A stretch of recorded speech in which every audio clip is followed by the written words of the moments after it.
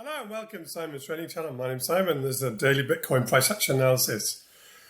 Happy Thursday to you all of you wonderful people. I hope you're well and enjoying your day. Thursday means, well, a bit closer to the end of the week. And we'll come on to what Bitcoin's doing this week in a second. But I've got a little treasure for you all. So pin your ears back and check this out. It was something I came across last night and I thought, wow, that is really interesting. And here it is. I need to smash it onto the weekly, let it load up. And here we go. You're probably thinking, Simon, what's with the kind of weird tartan effect? Or no, what's with the weird pinstripe effect? Well, I'll explain to you.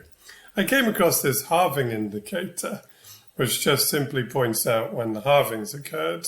So first halving, second halving, third halving, all right?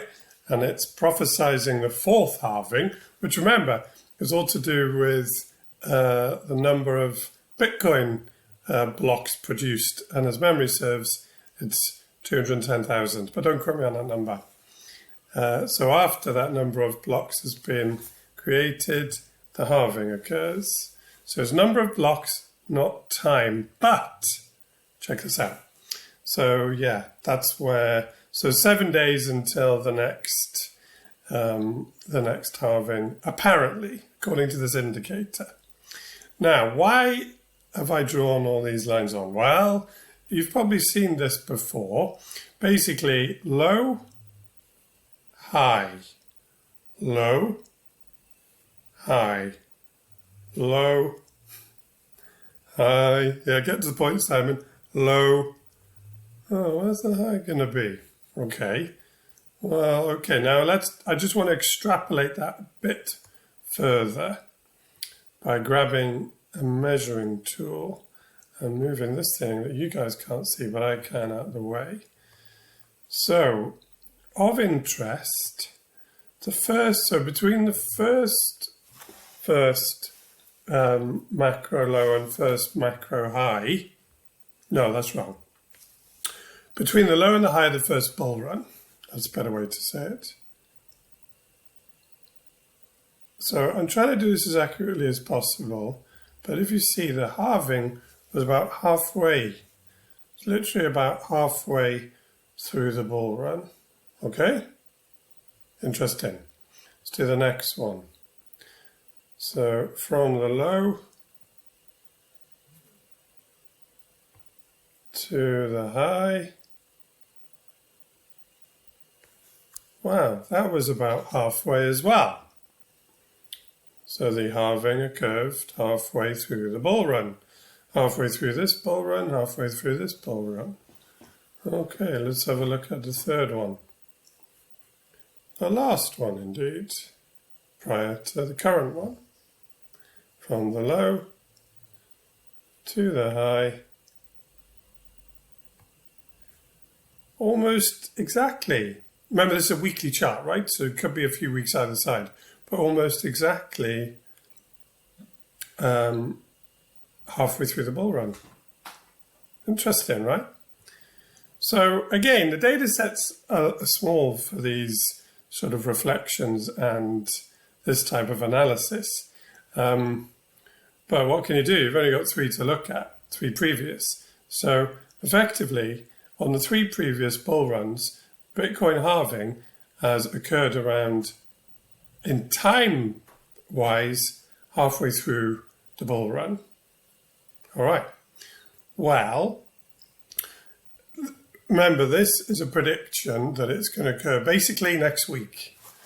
And therefore, you can use that. So I'm making a massive presumption that the previous three halvings occurred halfway through well, no, that's not a presumption. I'm presuming that this halving will be halfway through the current bull run based on the previous three that I just pointed at. So why is that useful? Well, clearly I can then take our measuring tool and get half I haven't done that very well, but I think you see what I mean.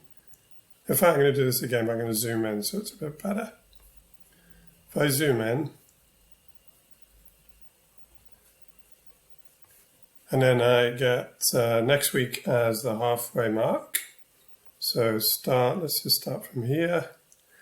I need to line up next week. So I think that's next week as the halfway mark, okay? Which then means September 2025 should be the next top for this bull run, or the actual top of the bull run.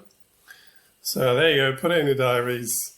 I've been saying for a while maybe winter 2025, but I think that's a bit more interesting. So that's more like end of summer 2025. So that's interesting. Whether or not that will be true, only time will tell. Only time will tell. All right. So that took me 6 minutes for some reason. I can't really tell you why. Anyway, let's get rid of that. I'll just go to a blank. I don't seem to have a blank screen on there. Never mind. Let's just zoom down to there. Get rid of them. Back onto a 4 hour. Get rid of the halving countdown. Okay. So what about Bitcoin? On the lower time frames. So 4 hour here. Now, yesterday, I've taken all of the drawing tools have been taken off, but yesterday I was gesticulating, or a few days ago, gesticulating as a potential higher low occurring around this region, and it still could. So this is on the 4 hour time frame, right? It doesn't really apply to the higher time frames. It still could, although it would appear that there's some definite buying pressure to negate that and make this just another higher low in a sequence of higher lows. But as I said in previous video, that will only become a true statement when Bitcoin gets back above its current high, which is on 4 hour closures around 72,000. Just realized I'm on Bitstamp, so I'm going to switch over to Bybit. It'll be roughly the same anyway. So it's actually a little bit higher, 72.5. So Bitcoin's going sideways around the point at which I was gesticulating, I like that word, that could turn out to be a lower high and therefore negate this uptrend, which is already kind of negated, but negate a continuation of an uptrend. That trend line was negated because this was a slightly lower low compared to this one, but you could still have an uptrend based on this is a low, this is a low, and this is a low, right? I hope you're with me and I'm not saying lows too frequently. But so you could draw a trend. What I mean is you could draw a trend line like this. This sort of thing, rather than that sort of thing. But that is only relevant if Bitcoin gets back above this high. And at the moment, it's just halfway in between, right? So time will tell on that front. With regards to momentum, just quickly check in. I'm probably not going to say much more. I'll have a quick look at the very low time frames. But if I just check on a MACD very quickly. What's going on? Where's my favorite MACD? Something very suspicious going on here. Seems like TradingView struggling. TradingView, my friends. Wakey, wakey. Wakey, wakey, TradingView. Oh, that is not good. Okay, just need to grab a MACD from somewhere over here. This is very strange. All right, never mind. I'm not going to bore you all with a whirring sign on TradingView. Anyway, the point is that the MACD is still above the zero line. Let me assure you that. And so momentum is still to the upside, but it's at a precipice. It's definitely at a precipice. And if you check down on the 15-minute time frame, you'll be able to see where that precipice will indeed tip one way or the other. and it's beautifully demonstrated here. So 70,000 is a key area, a few 4-hour closures below there, while this is a lower high, and back above sort of 71.5, I think initially on the 4-hour, makes this look more like an uptrend on the lower time frames, but ultimately it's still got to get back above these areas on the 4-hour, which is 72.5. All right.